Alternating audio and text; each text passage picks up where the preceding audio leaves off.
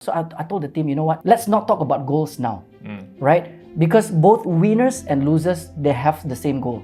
They all want to do better. They all want to thrive. They all want to win. But I feel that rather than just setting goals alone and that is so high that you cannot reach, why don't we take time to just reevaluate what we have in our current space that is within our control. So look through the system. Within your system, what can you implement? What can you change? What can you navigate and innovate into more unique, more special?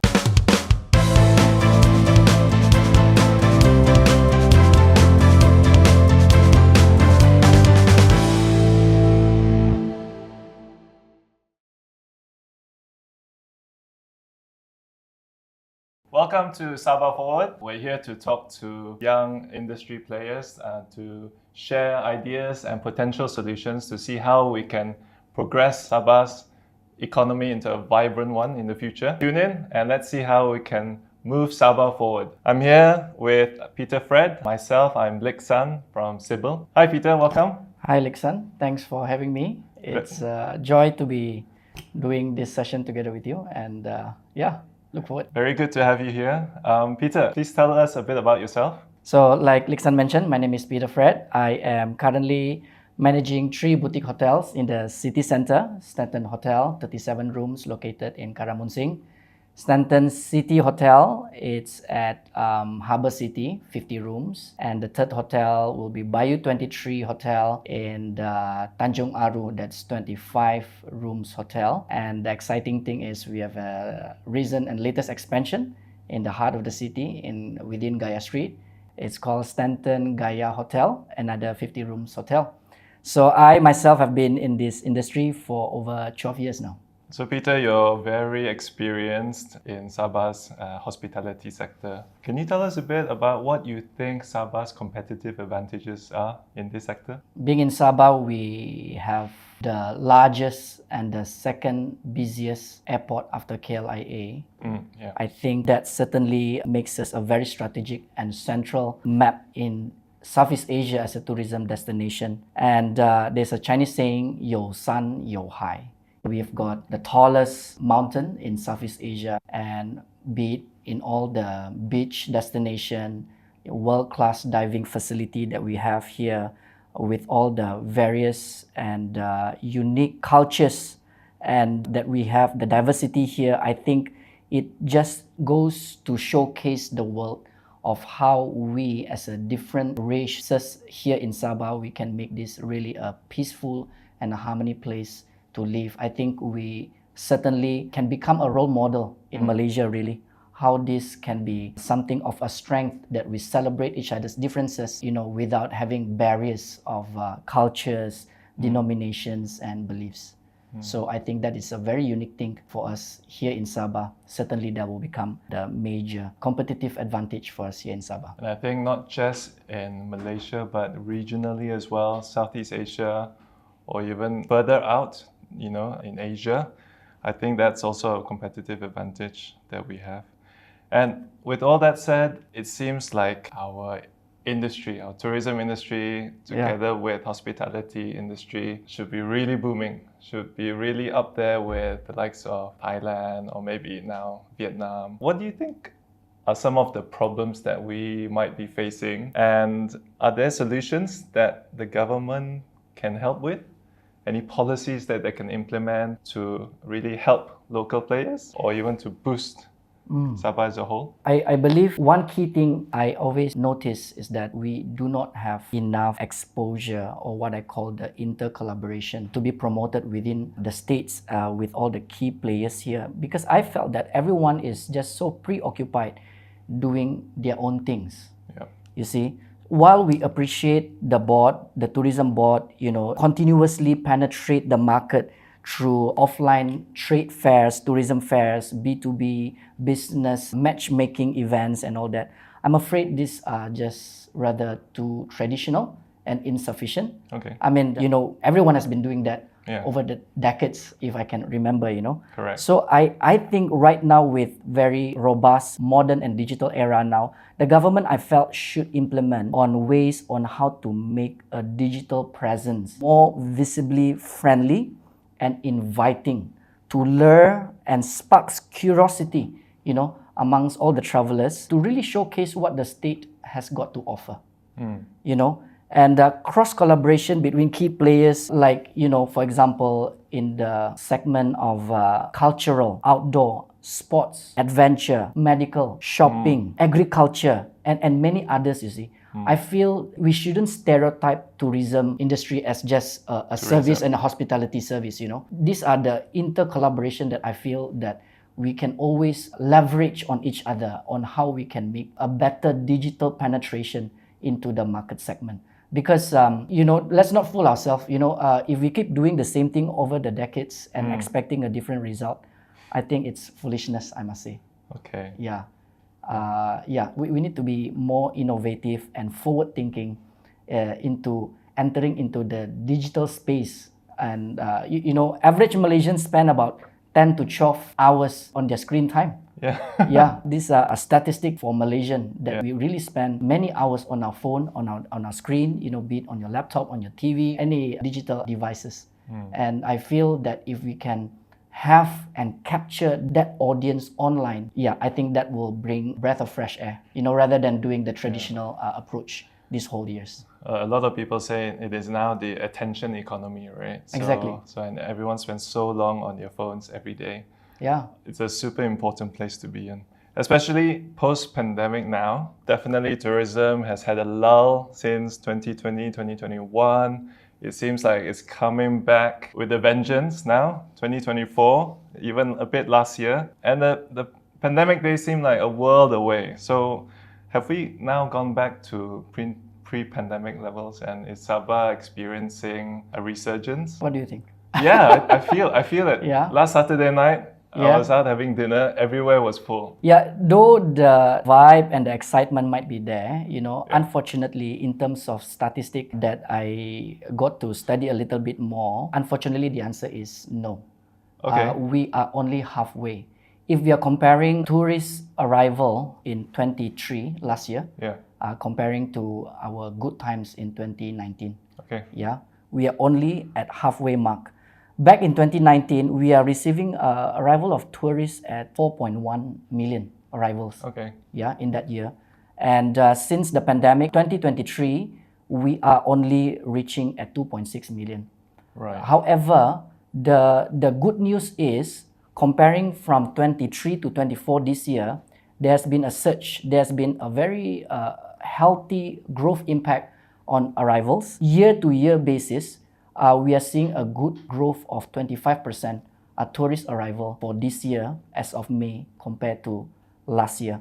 And we are seeing domestic local travelers also slight increase of 7%. And I think while we should celebrate on this, we shouldn't stay comfortable. We should stay very competitive, very focused in order on how to lure more arrivals to the States. And I think this certainly will be a trending and a very robust economy, I believe, moving forward, if we are consistent enough and innovative into bringing more arrivals into the state.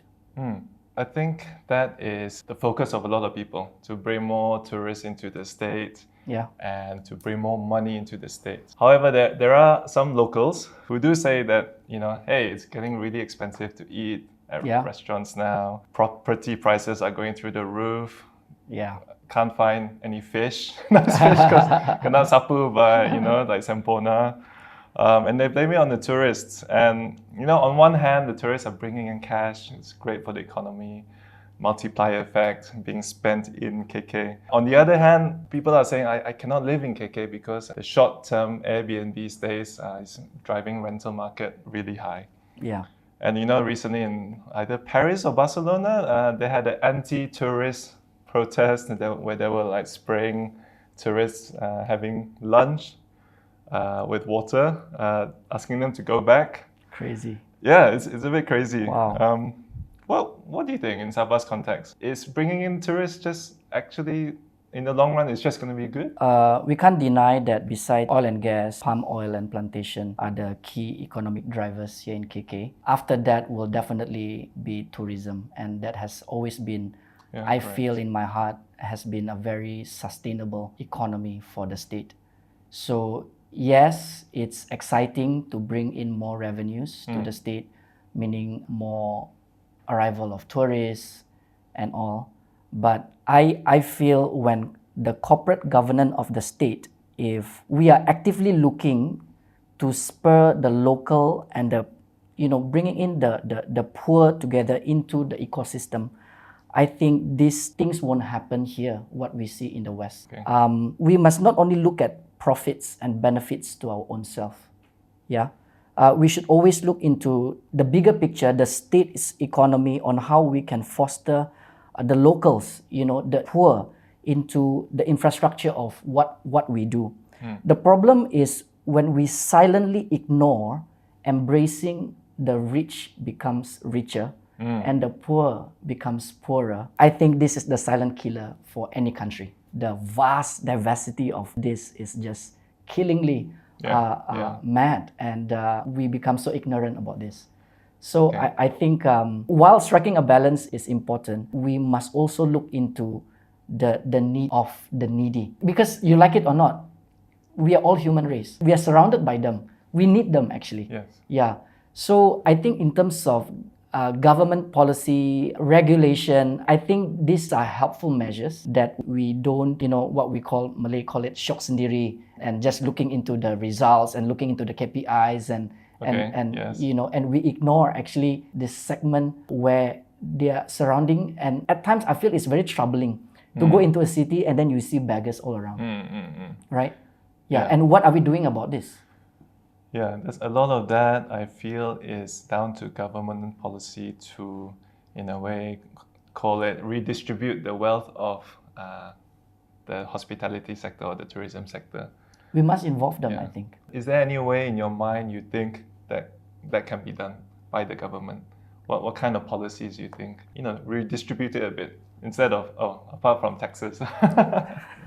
It was many years ago, Liksan, that I studied a thesis from United Nations. You like it or not, let's talk about, we often like to talk about world problem and all that, let's talk about Sabah's problem here. Yeah, okay. We are known as the largest settlement and the largest population of unregistered community, right? And let's not ignore about it, And so therefore, this thesis is specifically focusing in Sabah. When they were partnering this together with Magic in Putrajaya, under the local government initiative that time, if there is any innovative ways on how we can foster and involve this population, this group of people into your business idea, they are obviously thinking and looking into a social enterprise that time, to just promote and to innovate.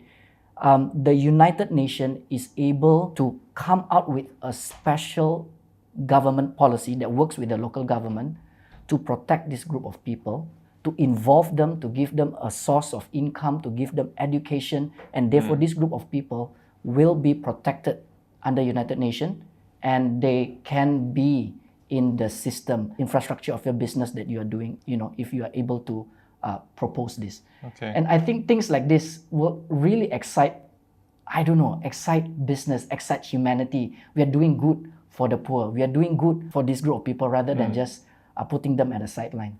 I think one thing it can really help with is some of the labor shortages we have with different sectors. And as you know, tourism is not just tourism for this in itself. It has to work with all the different sectors that you were talking about. Right. So helping with each of those sectors will boost tourism, will boost hospitality as well. Absolutely. Yeah. So based on that one, you touched upon it just now. What thoughts do you have on any synergistic opportunities between different sectors? What do you think is the most obvious one, the lowest hanging fruit, which you think can really work with hospitality to improve tourism in Sabah? Two areas I can immediately think of now. Right. Number one is what we call ecotourism, agro-tourism they call it, right? Yeah. And I think looking at where we are in Sabah, I think agriculture is definitely one sector that is ever booming, even during the pandemic. And I think we certainly can re-look into packaging offers and services that will involve with agriculture. Players, So this is one area I feel it's very green market. Yeah. Secondly, I think, well, we may heard about it, but medical tourism I think is also very, very vital.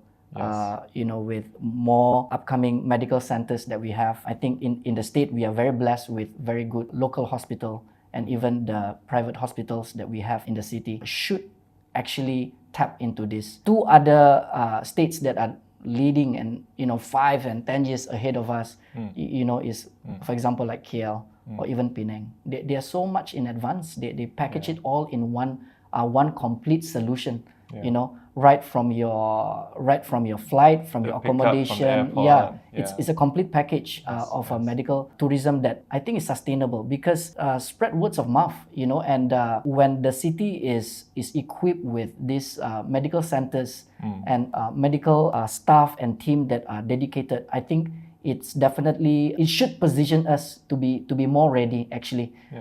And we talk about it that we've heard about this term, but actually I feel not many are actually tapping into this. And these are some of the examples. I mentioned earlier just now there are many other sectors, but I think these two are really prime, and we are actually ready. We have all these resources already. What new spending habits are you seeing right now with hospitality sector and tourism sector globally? Obviously, after the pandemic, what we are seeing is what we call this revenge travelers. Right? It's really booming, exciting, and they are really out there to explore. And I think being real to ourselves, before this we think that okay, maybe after a long time we won't travel, but actually it's not true. The more we crave for that kind of normalcy where we've been confined during the pandemic, and therefore you like it or not, there's this fear of missing out, FOMO moment, when you just want to be out there, whether it's near or far,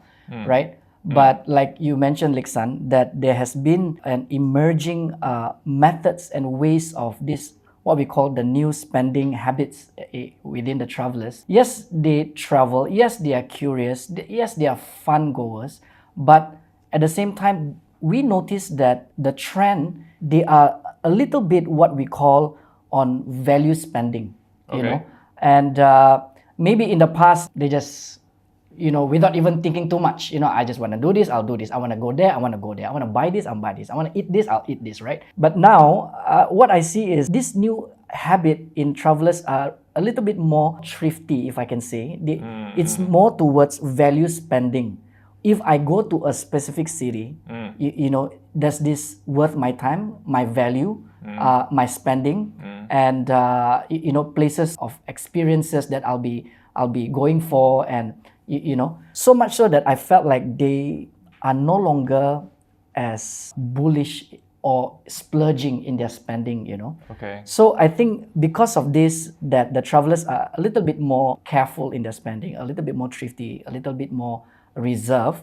Therefore, I feel all the other key players in the segment, all the more I feel we need to be more proactive and a little bit more innovative on how to navigate this. So it affects Sabahan products and what we offer to them as well.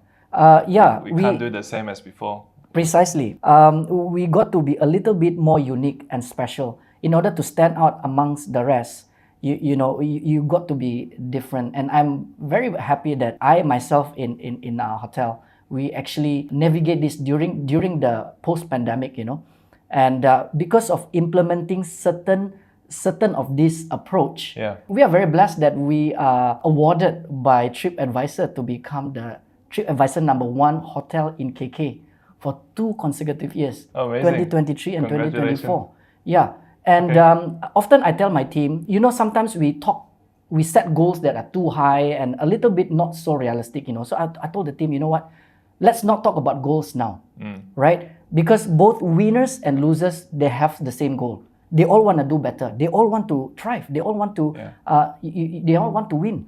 But I feel that rather than just setting goals alone, and that is so high that you cannot reach, why don't we take time to just reevaluate what we have in our current space that is within our control? So look through the system. Within your system, what can you implement? What can you change? What can you navigate and innovate into more unique, more special? So we are very blessed with team that are very dedicated and committed into doing this. Yeah. And often during the interview, I told the team, I said, you know what? Just because others don't do it, we must do it. I insist, even though we are boutique hotel, we are in the city center, certain things, certain SOPs, certain DNA, it must be implemented. Don't tell me others not doing and therefore you also don't do. But so because of this consistency, we are seeing good results. We are seeing good results, and we are seeing lots of regular people coming back and all that. And I think these are just way forward, I feel, for us in the industry. Liksan. That sounds like amazing advice for not just industry players, but also maybe the government as well, or across the whole board in Sabah. We can always look to what we have and try and improve it, and always be reflective, kan? And take the action forward as well. And because of this, right, I noticed that there has been also greater appreciation and awareness on domestic destinations that, I think really promotes the local players. Yes. And some of them, they are maybe even new startups that just pop up in the market. And I think if we just begin to just support one another and collaborate and just promote one another, I always believe in win-win. Yeah. I think long are the days gone when we feel that it's monopoly and the big only one person wins. Only one person wins. I'm beginning to see that pandemic has taught us well that if I win, I want to see you win also. Yeah. If I win, you win. If you win, we win. Yeah. We win, and I think this is the beauty of what we learned really during the pandemic. And working I think together, moving together. Working together, collaboratively, we are very secure. I mean, it's an open world. It's 2024. Yeah, it is. So talking about value, right? We know that in March, the SST has gone from 6% to 8%. I'm an architect myself. I know that with this extra 2%, eventually in the construction and development industry, it gets passed on to the end user, the buyer. Yep. Do you think this will be the same for tourism as well?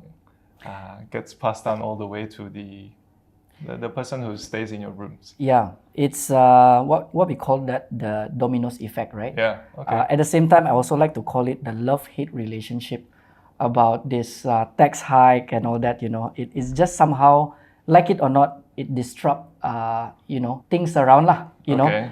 Like I can give some example, very practical struggle that we have to go through since the implementation of this back in March. What's obvious is the raw cost material and services has increased tremendously. I mean, if you go down the street, even local hawker food stall are increasing in prices of drinks and their food, what more in our raw material and our services and all that, So with all these increasing expenses, and yet at the same time, is a reopening of the borders, and key travel and hospitality key players are also very competitive, and therefore with the increase of raw material and the competitive part of the salary to the team in order to keep these talents really moving forward together. Can you imagine that kind of impact that it gave us in the hospitality industry? How can we lure the travelers in terms of our rates, for example, to stay competitive? We want to make traveling becoming accessible and friendly across, right? And we want to encourage people, right? But with these two key challenges, it's so hard. I think back in April and March, there are countless of news articles are predicting that there will be an increase of the hotel rates across the nation, easily 30 to 40%. And we are seeing this result right now. 30 to 40 across in the next year, sorry? In the coming 1 year. In the coming 1 year. Yeah. Wow. And this is not a good news. That's not good news. Not good news for you and I also Exactly. who want to travel. Yeah. So Right. it's almost like a chicken and egg situation. While we really need to keep our eyes sharp in our pricing strategy, at the same time, it is also very important to keep things afloat in our expenses, 100%. monthly expenses and all that, in business. I'd like to ask you, what policies can the government do to really grow the hospitality and tourism sector in Sabah? Grow it in the global spotlight. Right. Is there any low-hanging fruit you think government can easily write policies on which will improve it? Well, one good thing that I see here in Sabah, I must applaud, the move and the introduction of Sabah Convention Bureau Right. back in March early this year. I think that is a very positive move and initiative by the state government. Okay.